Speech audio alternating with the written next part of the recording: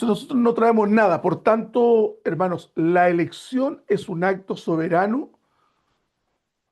una determinación que Dios toma, que no podemos entender de fondo por qué lo hace, aunque lo podemos inferir a la luz de lo que la palabra nos enseña, que lo ha hecho por amor. Pero esto es un acto soberano de Dios, en su eterno beneplácito. Y nosotros no tenemos nada, nuestros méritos no son suficientes, ¿cierto? Por eso que el texto es muy relevante cuando dice, fíjense, dice, él dice, y no solo esto, sino que también cuando Rebeca concibió de un hombre de Isaac, nuestro padre, y aunque todavía no habían nacido sus hijos, ni habían hecho bien o mal para que el propósito de Dios dependiese de su elección. O sea, Dios escoge a Jacob cuando estos ni siquiera habían nacido todavía. Por lo tanto, Dios elige antes de cualquier acción humana. Recuerden que la mayoría de los cristianos que no creen en la libre elección de Dios y creen en la elección en razón de la presciencia, esa es la denominación teológica que se hace, lo que creen algunos hermanos, los bautistas, algunos pentecostales, la Asamblea de Dios, en fin, que dicen ellos que Dios desde la eternidad miró hacia el futuro, ¿cierto? Dios no está sujeto a las categorías del tiempo, para que lo entendamos. Dios miró hacia el futuro y vio que Carlos, nuestro hermano Carlos, iba a creer, y como iba a creer, entonces Dios lo escoge.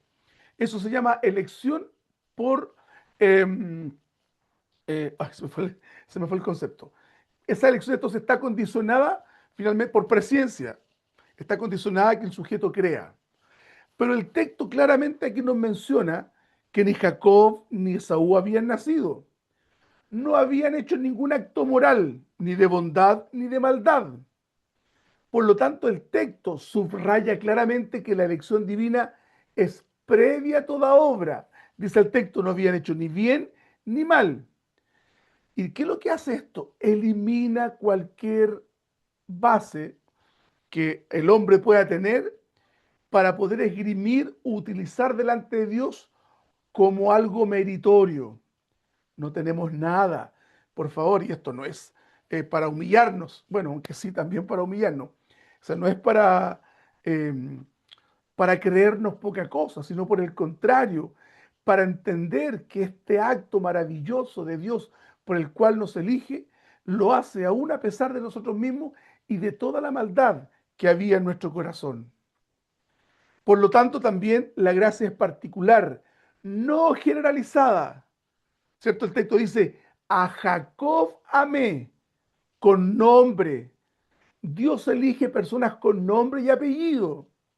No muere por una masa desconocida, por un mundo, ¿cierto? No. Cuando Cristo muere en la cruz, estaba pensando en ti y en mí, con nombre y apellido. Marcelo Contreras, Emma Contreras, Carlos, Normelis. Lo estaba haciendo de tal suerte que, esto es metafórico, ¿eh? Que nuestro nombre estaba en sus labios. Por lo tanto, la elección salvadora se basa, nuevamente lo digo, sobre la soberanía y el beneplácito de Dios. La gracia que Dios otorga, la otorga a quien Él decide. Y el texto de más adelante lo vamos a analizar. Recuerden que estamos viendo el capítulo 9 y aprovechando, ¿cierto?, de hacer un análisis doctrinal de este. Por lo tanto, ¿qué es lo principal aquí? El propósito de Dios. El pasaje hace un énfasis, ¿cierto? No en los individuos en sí mismos. No son relevantes Jacob y Esaú. Lo relevante es que el propósito de Dios es el que se cumple. La elección. La elección revela el plan eterno de Dios, no la dignidad del hombre. El hombre es secundario. Por lo tanto, cuando Dios nos elige, vamos resumiendo, no nos elige por mérito que nosotros poseamos. No nos elige por algún acto de bondad que vayamos a tener. No nos elige porque nosotros vayamos a creer en el futuro y en función de eso Dios nos elige. Dios nos elige en virtud de su soberano amor, que eso es lo que está claro. ¿Por qué me escoge a mí y no escoge a mi vecino? Entonces recuerden que estamos hablando de la elección y la reprobación. Por lo tanto, cuando Dios elige, por defecto hay un reprobado, hay un rechazado. Y eso es importante que lo entendamos también, porque la predestinación, recuerden, siempre les pongo este ejemplo, la humanidad todavía ha pecado, por cuanto todos pecaron, están destituidos de la gloria de Dios. Todos. ¿Había algún justo? Ninguno, dice el Salmo 14, parece. No había ningún justo, ¿cierto? Recuerden que por lo tanto, si Dios condenaba a la humanidad toda, no iba a incurrir en injusticia alguna, porque la humanidad se había rebelado contra su creador. El pecado enquistado en el corazón del hombre hacía que el hombre estuviera muy lejos de Dios. Y de esta humanidad caída, Dios decide a algunos aplicarle su misericordia y a otros su justicia. Por lo tanto, no es que haya reprobado positivamente a aquellos que no fueron elegidos, sino que son reprobados simplemente porque no fueron elegidos y se quedaron en su situación de pecado. ¿Cierto? ¿Por qué la predestinación es mal entendida? Porque suponen algunos que es un Dios arbitrario, ¿cierto? Que empieza a mirar a este sí, a este no, a este sí, a este no. No, eso es una caricaturización de la elección y la predestinación. Vamos entendiendo, ¿cierto? Bien, aterrizamos de nuevo. Cuando nosotros contemplamos esta maravillosa doctrina, entendemos, ¿cierto? O debemos entender que la elección de la cual nosotros hemos sido objeto merece toda nuestra humildad, toda nuestra devoción y toda nuestra adoración. La teología reformada no nos enseña a nosotros a ser soberbios con esto. ¡Ja, ja! Dios me eligió. No, no debería llevarnos a la arrogancia, sino a la humildad. Si alguien o nosotros hemos obtenido la salvación, es únicamente por gracia. Y eso debiese expulsar toda autosuficiencia de nosotros y llevarnos aquí a la adoración. ¿Por qué vamos a la iglesia los domingos? Vamos a celebrar a aquel que nos salvó. Vamos a adorar a aquel que nos dio su amor. Vamos a llenarnos de su palabra para ir comprendiendo cuál es su propósito y su plan. Amén. Miren, y aquí les voy a dar un poquito la lata, por favor. La Confesión de Fe de Westminster es un documento teológico, es una confesión, es una declaración de fe por la cual se establece cuáles son los estándares en los que nosotros creemos. La Confesión de Fe de Westminster, hermanos, fija los linderos o límites acerca de lo que nosotros debemos o no creer. Esta obra del año 1643 a 1647 aproximadamente se redacta por los presbiterianos en Inglaterra. Y quise traer acá, con algunas modificaciones, el texto para que lo analicemos y lo leamos entre todos. ¿Qué dice acerca de la elección y la predestinación? ¿Vamos? ¿Están ahí todavía? Sí. Bien, muy Amén. bien. Bien, muy Amén. bien. Amén. Bien, Fabián. Qué bueno verte, Fabián. De verdad que sí, hermano. Vamos a la confesión de fe de Westminster. Recuerden que este es nuestro estándar de fe junto con los cánones de Dort, que son declaraciones de fe, Chole, la pantalla ¿cierto? esta. Por favor, enmudezcan sus micrófonos. Amén. Vamos viendo. Este es el capítulo 3 de la confesión de fe de Westminster. Fíjense, esto es lo que dice. Estamos hablando del siglo XVII que fue escrito esto. Dice, desde la eternidad, Dios decidió libre e invariablemente todo lo que ocurre. Cosa importante, ¿cierto? ¿Hay alguna cosa, hermano Carlos, que ocurra fuera de la voluntad de Dios? Ninguna. Bien, perfecto. Ninguna, ninguna. Buena o mala, buena o mala, ¿cierto? Porque nosotros Correcto. creemos que las bendiciones vienen de Dios y que lo malo viene del diablo. Tendemos a creer de pronto cuando recién nos acercamos a la fe. Vamos viendo el documento entonces. Dice, siguiendo el consejo de su propia voluntad, su beneplácito, Dios es soberano, la cual, ¿cierto? Su voluntad es infinitamente sabia y santa. Sin embargo, lo hizo, ¿cierto? Lo que Dios decidió hacer. Lo hizo de tal manera que Él no es el autor del pecado. Hermanos, esto es súper importante, aunque les parezca irrelevante, es sumamente importante. Dios no es el autor del pecado, no incitó a Adán a pecar. Ni Dios tampoco fuerza la voluntad de sus criaturas. Dios no nos incita a pecar, ni tampoco elimina la libertad o la relación entre causas y efectos naturales, que en su momento yo les he enseñado las causas primarias y causas secundarias. No sé si alguno se acuerda. Causas primarias y causas secundarias, ¿cierto? Igual lo vamos a echar una miradita después en un texto bíblico que lo explica muy bien. Por lo tanto, Dios establece todas las variables, ¿cierto? Todas las variables de nuestra vida están bajo el control de Dios. Y esto es sumamente importante para nosotros, porque si sabemos que Dios tiene todo bajo control, podemos descansar en paz en Él. Por ejemplo, tenemos alguna necesidad hoy día, tranquilos, descansemos en Él. ¿Hay algún dolor en tu corazón? Tranquilo, descansemos en Él. Dios tiene todo bajo control. Y eso no es solo un dato, es una realidad. Vamos viendo lo que dice el capítulo 3, apartado 2 de la Confesión de Fe de Westminster.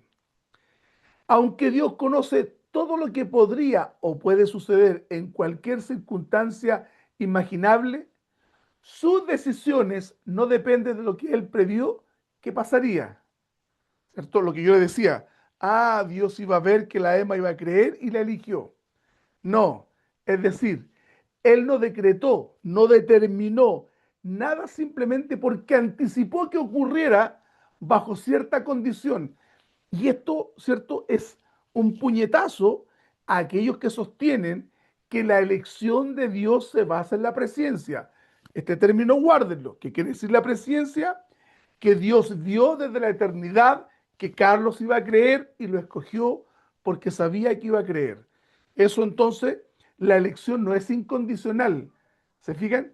La elección en esa lógica es de carácter condicional porque está condicionada a que el sujeto crea. ¿Vamos bien? ¿Vamos bien hasta ahora, hermanos? Sí, Perfecto. Dice, por el decreto de Dios y para manifestación de su gloria, y aquí entramos en el tema, algunos seres humanos y ángeles son predestinados y preordenados para vida eterna y otros preordenados para muerte eterna. Pero ojo, recuerden el enfoque que les di. No es una, no es una elección, una predestinación de tú sí, tú no, tú sí, tú no. No es la lógica. Eso lo expliqué delante. Estos ángeles y seres humanos así predestinados y preordenados están a particular e inmutablemente designados y su número es tan cierto y definido que no se puede aumentar ni disminuir. A ver si alguno de ustedes puede más o menos intuir qué es lo que quiere decir el, el apartado 3.4, me equivoqué, ahí le coloqué 4.4, el apartado 3.4. ¿Qué quiere decir aquí la confesión de fe de Westminster, nuestra confesión, y su número es tan cierto y definido que no se puede aumentar ni disminuir? ¿Qué quisieron decir los teólogos de Westminster con esto? ¿Alguien se atreve a opinar? O sea, lo que yo entiendo es que el Señor ya tenía el número exacto de los que Él iba a Exacto. predestinar, Por lo entonces tanto, no, por eso no aumenta ni baja. bien. Por lo tanto, quería Marlene, ¿los escogidos se pueden perder? No, porque ya están ahí. Exactamente. Eso debe traer consuelo a nuestro corazón. Aleluya. El Señor es bueno. Esto es un poquito más largo. 3.5 dice, a aquellas personas que están destinadas a la vida, Dios las eligió en Cristo. Y esto es muy relevante. ¿En qué la eligió? En Cristo. Para la gloria eterna antes de la creación del mundo. ¿Cuándo fuimos escogidos, Emma? Antes de la creación del mundo. Importante ese dato. Lo hizo siguiendo su plan eterno e invariable y según el propósito secreto y bondadoso de su voluntad. Aquí nosotros nos cerramos filas con Martín Lutero, ¿cierto? Cuando hablaba del Dios desconocido. Nosotros de pronto queremos interpretar aquellos aspectos de Dios que no están debidamente revelados en la palabra. Y ahí surge un poco la elucubración, el pensamiento y cosas que no cuadran dentro de la escritura.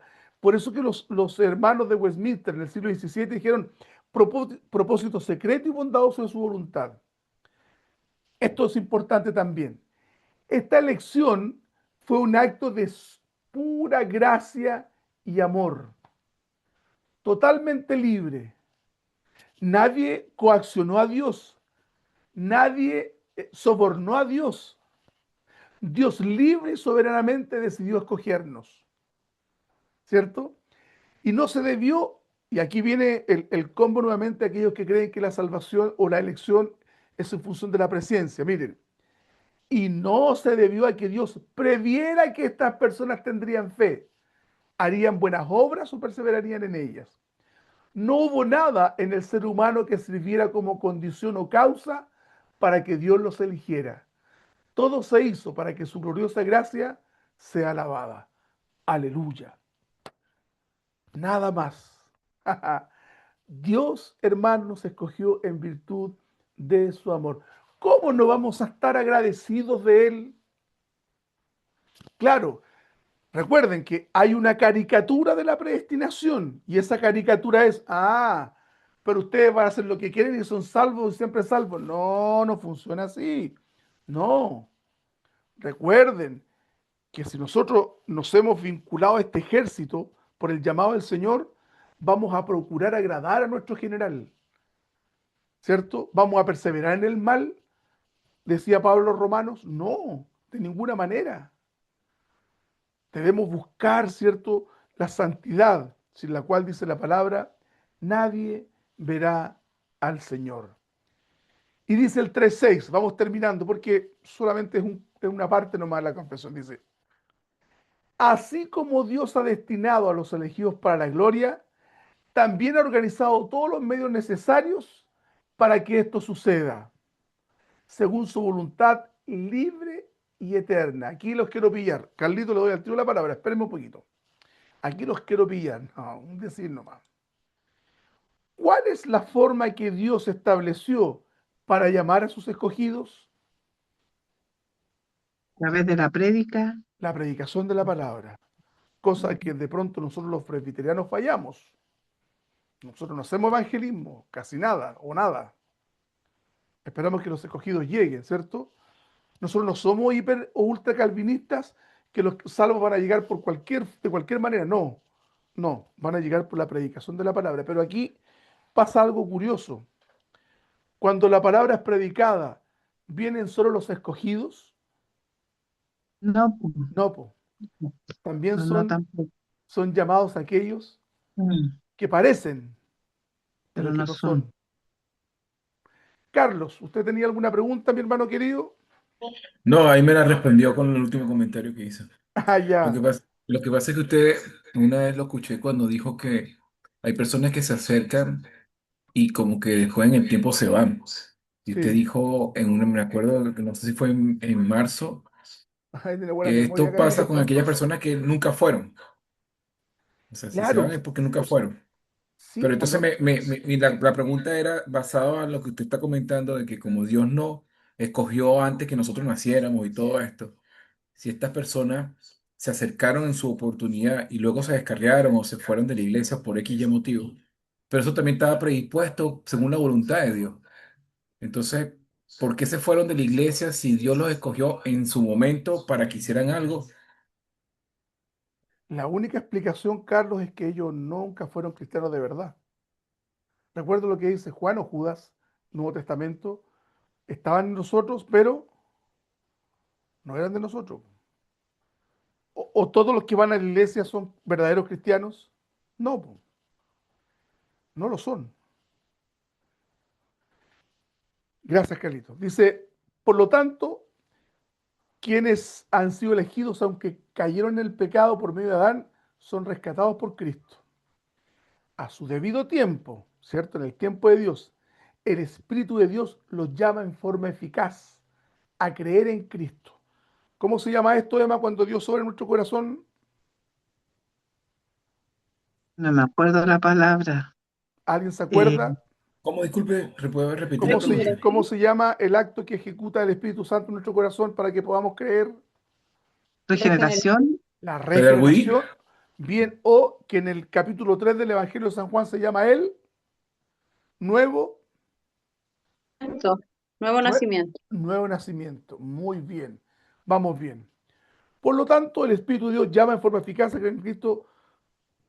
Somos perdonados, somos adoptados como hijos, somos transformados en su carácter y protegidos por el poder de Dios mediante la fe para su salvación final.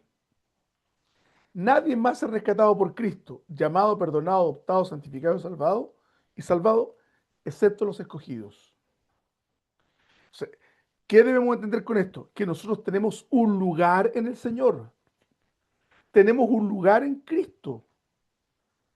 Todo esto, esta obra es en Cristo, recuerden, ¿cierto? Todo esto es en Cristo. Ahora, no entramos en los pasajes bíblicos, lo vamos a dejar para otra oportunidad, pero quería analizar la confesión de fe de Westminster con ustedes. Vamos al 7, 7, 7, en realidad es 3, 7, me equivoqué. ¿Qué me puede ayudar con la lectura? ¿Alguien que quiera leer? No se peleen. Yo lo leo. Ya, gracias, Juanesita. Al resto de la humanidad por su pecado agradó a Dios pasarla por alto y destinarla a deshonra e ira, según el inescrutable consejo de su propia voluntad, por el cual extiende o retiene misericordia como a él le place, para la gloria de su poder soberano sobre las criaturas, para la alabanza de su gloriosa justicia. Ya. ¿Qué quiere decir esto, hermanos? A ver, ¿qué quiere decir? Dice que Dios a uno lo condenó. Bueno, en la práctica es así. No me recuerdo la categorización que hace R.C. Sproul, que, bueno, no lo estudié en este caso para profundizar sobre eso. Pero ¿qué quiere decir? Tú condenado, tú salvado. ¿Esa es la idea? No. Dios pasó por alto. No les quiso conceder misericordia. Ahora, ¿eso hace culpable a Dios de injusticia? Pablo más adelante lo vamos a ver, pero me adelanto. Dice Carlos, por si acaso, Dios tiene misericordia de, ¿Quién quiere? no del que, No, él le place. sí, no del que corre, ni del que quiere, sino que Dios decide concederle misericordia a quien Él desea conseguirle misericordia, concederle. Por eso que la 3.7 dice, agradó a Dios pasarlos por alto. Y por lo tanto decir, miren, yo a Él no le di mi misericordia, le aplico mi justicia. ¿Y cuál es la justicia? Por cuanto todos pecaron, están destituidos de la gloria de Dios. Básicamente es eso. Y miren lo que dice esta parte lo que dice la confesión de fe de Westminster. Mire qué interesante en el 3.8. Dice, la doctrina de este alto misterio de la predestinación debe tratarse con especial prudencia y cuidado. Miren lo que nos invita. No nos invita al debate. No nos invita a andar exponiendo esta situación con menosprecio a otros. O ustedes tienen una teología muy básica. Nosotros tenemos la verdad, como hay muchos calvinistas que son así. No, la confesión de Westminster, de los sabios de Westminster del siglo XVII dice, ojo, ¿cierto? Hay que tratar esto con prudencia, con cuidado, porque es un tema complejo. Dice, para que los seres humanos, al prestar atención a la voluntad de Dios, revelada en su palabra, y al rendir obediencia a ella, por la certeza de su vocación eficaz, estén seguros de su elección eterna. Así que esta doctrina debe ser motivo de alabanza, reverencia y admiración a Dios y de humildad, diligencia y abundante consuelo a todos los que sinceramente obedecen el Evangelio. Por eso que es importante congregarse el día domingo. ¿Qué hacemos nosotros cuando vamos el día domingo a la iglesia? Vamos a adorar a aquel que nos amó. Vamos a rendir loores a aquel que nos salvó en virtud de su misericordia. Amén. Entonces ahora voy a explicar qué es lo que es la elección y qué es lo que es la reprobación concretamente, ¿cierto? Recuerden, no nos olvidemos que la predestinación tiene dos patitas, la elección y la reprobación. ¿Ya? Todo esto lo estamos explicando en razón del texto de Romanos 9:13. ¿Ya? No estamos haciendo una clase de teología, estamos tomando el texto y a partir de eso haciendo un refuerzo teológico que es muy relevante hoy día de hacerlo. Eh,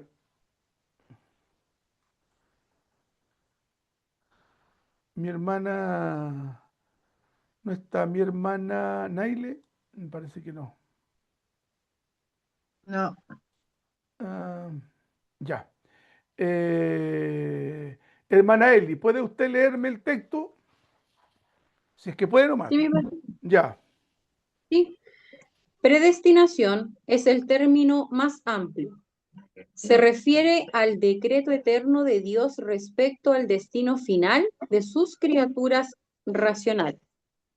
La Confesión de Westminster enseña que Dios ordenó todas las cosas conforme al consejo de su voluntad y dentro de ese decreto dice que unos son predestinados para vida eterna y otros preordenados para muerte eterna.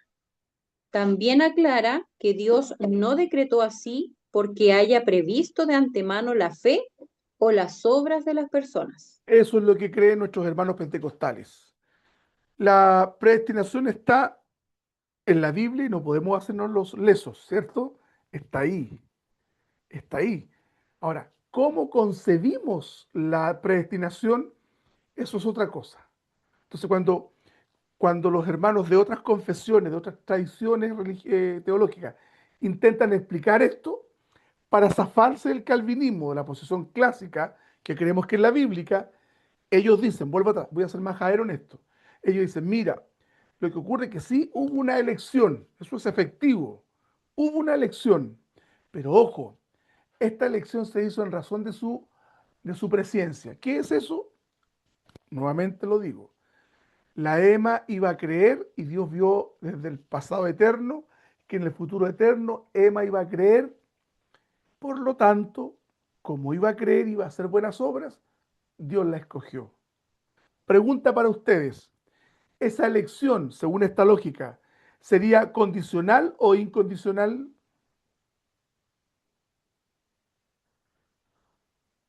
condicional. ¿Que necesita Condicional, creer? exactamente, condicional a que la persona electa por Dios tenga que haber creído. Ojo, y esto es lo que a mí me produce conflicto de la teología de otros hermanos. ¿Cómo pueden creer sin que intervenga Dios? Porque pregunta para ustedes, mis hermanos amados y hermanas, ¿puede un corazón no regenerado generar fe? No, No, No, pues. po, porque se es que uno ve requiere, la gente, sí, pues, es uno ve a la gente incrédula en estos tiempos, exactamente, pues. aunque uno le hable. Recuerda lo que dice Corintios, porque el Dios de este siglo ha cegado el entendimiento de los hombres para que no le resplandezca la luz del Evangelio de Cristo. Hay una acción maligna, satánica, ¿cierto? Pero recuerden que Dios va a recoger de todos los costados de la tierra a sus escogidos. Esto opino. Definimos entonces lo que era predestinación. Elección. Dice, esta es la parte misericordiosa de la predestinación. Según la teología reformada, Dios, hermanos, por pura gracia, escogió en Cristo a un pueblo para salvación antes de que el mundo fuese hecho. Por eso que se llama predestinación. Ojo, esto es importante. No los escoge porque fueran mejores o porque fueran a creer por sí mismos o porque Dios previera méritos en ellos, sino por el libre beneplácito de su voluntad.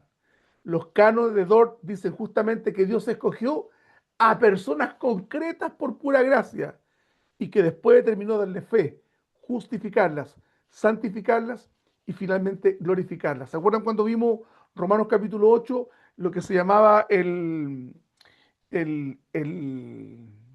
ordo salutis, el orden de la salvación. ¿Se acuerdan que lo vimos? Lo vamos a repasar en un ratito más, voy a volver atrás y lo vamos a ver de nuevo, ¿cierto? Eso es la elección. Pregunta tramposa, hermana Eli. Usted me responde sí o no nomás, ¿ya? Hermana Eli, Ok.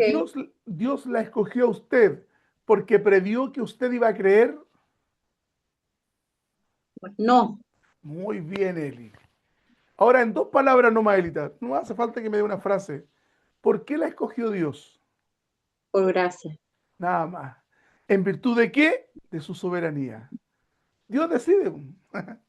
Dios decide a quién elige. Va a contender la vasija con su creador, con su artesano. Le va a decir la vasija, oye, ¿por qué me hiciste con dos orejas y no con una? Ese es el problema. Nosotros los presbiterianos reformados creemos en la absoluta soberanía de Dios. Recuerden que siempre ustedes se van a encontrar con caricaturas de aquellos que no logran entender nuestra teología de fondo y nos critican sin conocerla. Ahora viene el concepto de reprobación. Hermano Carlos, ¿puede leer usted si es que no le incomoda? Sí, no hay problema. Ya. Reprobación. Es la otra cara del decreto divino, pero la teología reformada insiste en que no debe entenderse de manera simétrica a la elección. Carlito, Re- detente ahí, Carlito. ¿Entendieron eso? No es simétrica. Yo escojo a esto y yo condeno a esto y salvo a este. No debe entenderse de forma simétrica. Vamos, Carlito. Reprobación significa que Dios pasa por alto a otros, los deja en su pecado y finalmente los juzga con justicia por sus pecados. No significa que Dios cree maldad en ellos ni que sea autor del pecado. Dor afirma que Dios los deja en la miseria en la que cayeron por su propia culpa. Y Westminster añade que son ordenados a deshonra y a ira por su pecado. ¿Se entiende? Hermana Emma, ¿lo entiendes? Hermana Eli, ¿lo entiendes? ¿Está Brenda por ahí? ¿Lo entiende? Por favor, que me digan si lo entienden o no. Sí, ¿Sí? Sí, Emma, sí, Brenda, sí, pastor. esa es mi Brendita. Fabián, Pastor, ¿sí? ¿sí? ¿Lo entiende? ¿Lo entiende? Pastor, mire, lo que pasa es que estábamos aquí con la Marlene debatiendo algo y no Ájale. escuché lo que me dijo. Ah, ya, no. Sí, disculpe. Si entiende el concepto de reprobación. Ya, ¿qué no es reprobación? ¿Qué no es reprobación? Recuerden que las dos patitas de la predestinación, elección y reprobación. Dice el texto, enmudezcan, por favor. La, la elección no es simétrica a la reprobación. No es que Dios diga, espérame, hay alguien que está, ahí está, pues es que había alguien que estaba ahí para que se muteen todos, ya. No es simétrica, es decir, no, no es que Dios diga al Marcelo lo salvo y al Fabián lo condeno. No. Quiero que lo entienda. Y Carlos, que está con nosotros hoy día, también que lo entienda bien. Dios deja en su miseria al resto. Dios no crea maldad en ellos. Dios no endurece el corazón de ellos. Ellos están en pecado. ¿Y qué hace Dios? Los deja en esa situación. ¿Se entiende, chiquillos y chiquillas? Los deja. ¿Cierto? ¿Qué le aplica a Dios a ellos? Su justicia. ¿Y qué le aplica a Dios a los elegidos? Su misericordia. Mire, lo vuelvo a Pastor, leer. Sí, dígame, pastor, dígame. yo quiero que me saque de una duda. Sí, la que sea, por favor. Espero poder hacerlo. Resulta que en Juan, capítulo 6, no sé qué versículo, ¿Ya? Bueno, yo vengo de una iglesia pentecostal y Sí, siempre se habla de el que a mí viene, no lo echo fuera. evidentemente, porque lo envía ¿quién? El Padre, pues. Padre, lo que Ya. tú me diste, yo no he perdido ninguno, dice el Señor. Nadie viene a Ah, mí ya. si no fuera por el Padre que lo trae. Ya. No hay Ya, conflicto pastor. ahí. No, no hay conflicto, Fabián. No hay, Ya. no hay nada ahí. No. Eh, evidentemente, ¿quiénes van a venir? Aquellos a los cuales Dios llamó. Recuerden, recuerden, voy a retroceder y voy a irme bien atrás y vamos a ir al Ordo Salutis, al orden de la salvación. Vamos para atrás, bien para atrás. La hemos pasado bien, ¿cierto? Sí, Amén, pastor. Oh, ¿y dónde está? Amén. Espérenme.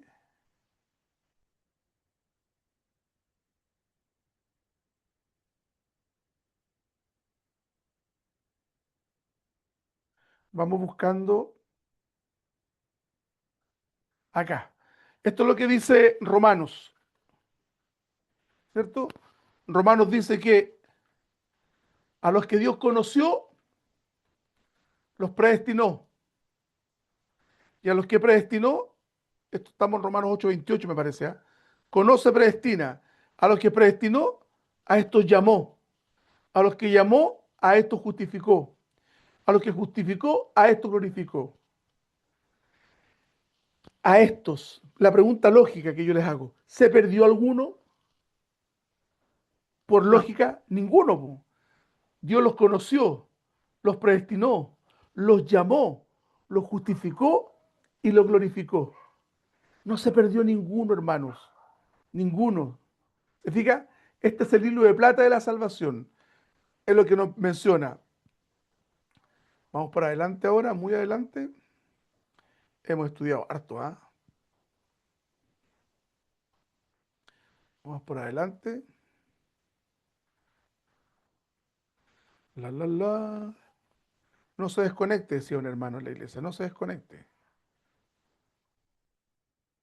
Vimos la unión hipostática. Hoy hemos estudiado harto. Carlito se lo ha perdido, ¿ah? Pero Carlito, si quiere, estas PPT yo se las puedo enviar, ¿ah? Espero colocarme al día en el transcurso que vamos Sí, avanzando Carlito, sí. Siempre estamos tratando estos temas. Ya. Vimos la elección, vimos la reprobación. Y aquí tengo un esquema. Los decretos de Dios. Soberanía, gracia y justicia. Entonces tenemos la predestinación, que es el decreto eterno de Dios sobre el título final de los seres racionales, ángeles y la humanidad. La elección, Dios escoge a algunos para salvación por pura gracia en Cristo. Ahí hay una gracia inmerecida, se hace en Cristo para salvación. Nos dice Efesios 1:4, nos escogió en Él antes de la fundación del mundo, Efesios 1:4. Reprobación, y esto es lo que tienen que entender, Dios pasa por alto a otros, no es que Dios positivamente los condene, los dejó. Ese es el sentido. Los deja sus pecados y los juzga con justicia. Recuerden, a los reprobos le aplica su justicia, a los elegidos su misericordia. ¿Qué pues diremos, dice Pablo, frente a esto? ¿Qué pues diremos? ¿Hay injusticia en Dios? Y Pablo responde inmediatamente porque preveía que iba a haber alguien que iba a decir esto, oye, pero Dios sería injusto. Po. Y Pablo dice, ¿qué pues diremos? ¿Hay injusticia en Dios? De ninguna manera. Romanos 9:14. Qué importante que entendamos esto. Y, perdón. Bien, vamos cerrando y hacemos una comparación entre lo que creen otras iglesias, ¿cierto? Y lo que creemos nosotros. Vamos viendo. Fabián, ¿estás por ahí? Amén, pastor. Vamos a hacer un pimponeo. Yo voy a leer la teología reformada y tú vas a leer la teología arminiana. Recuerden, Amén. arminiana es de Jacob Arminio, un teólogo que tuvo una derivación de la teología, ya lo vamos a ver, porque se llaman iglesias arminianas, porque creen básicamente que la salvación se pierde, que la elección es en base a la presencia y ese tipo de cosas, en fin. No lo vamos a abordar ahora porque no tenemos tiempo. Teología reformada, elección incondicional. Definición: Dios escoge para salvación según su gracia soberana, no por algo previsto en una persona. Eso es lo que creemos nosotros. Fabián. Teología arminiana. Elección basada en la presencia. Definición. Dios ve desde la eternidad quién creerá, y sobre esa fe prevista escoge para salvación. Vamos entendiendo base. Dice, la elección no depende de obras, no depende de méritos, ni de una fe anticipadamente vista por Dios. Fabián. Base. La elección está condicionada a la respuesta futura del creyente, conocida de antemano por Dios. Se llama presciencia. Romanos 9. Jacob fue escogido antes de haber hecho bien o mal para mostrar que el propósito de Dios permanece. Romanos 9. Romanos 9. Se suele interpretar que Jacob y Esaú representan, sobre todo, funciones históricas en la línea del pacto. Esa es la explicación que dan ellos. No, mira, lo que pasa es que este no está hablando de la elección. No, lo que están mencionando aquí es la elección divina. Resultado, la fe es fruto del llamamiento eficaz de Dios y no la causa que mueve su elección. Resultado. La fe prevista funciona como condición de la elección, aunque la salvación siga siendo por gracia. Y hay algunos textos ahí que no los vamos a ver ahora, porque no. Y aquí tenemos las doctrinas de la gracia y vamos ya al 14 y 16, que lo vamos a ver la próxima semana y cerramos acá el estudio.